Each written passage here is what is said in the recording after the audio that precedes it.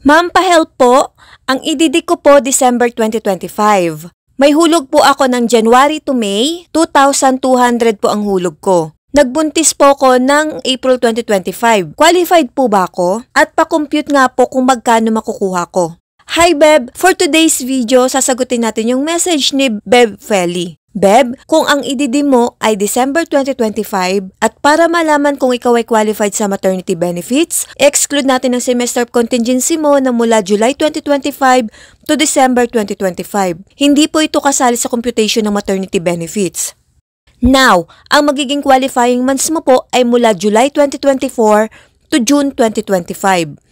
Dito po magsiselect ng at least 3 to 6 highest monthly salary credits at syempre dapat may hulog ka sa nasabing qualifying period para makompute ang maternity benefits mo. Nabanggit mo na may hulog ka sa mga months na ito. And I assume na 2,250 po yung hulog mo, not 2,200.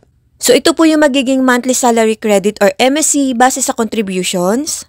Then, i-add lang po yung highest monthly salary credit within 12-month period bago ang semester ng iyong panganganak for the total of 75,000. Hindi po ito yung amount na makiklaim mo. Next, para makuha yung average daily salary credit or ADSC, i-divide naman po ito sa 180 days. So ito po yung ADSC mo.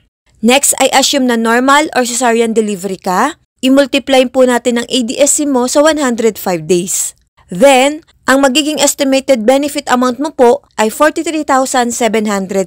Ito po yung posibleng makuha mo sa SSS after mong manganak at hoping na walang late payment po. Sana ay nasagot ko ang iyong katanungan. Thank you and God bless. Follow for more.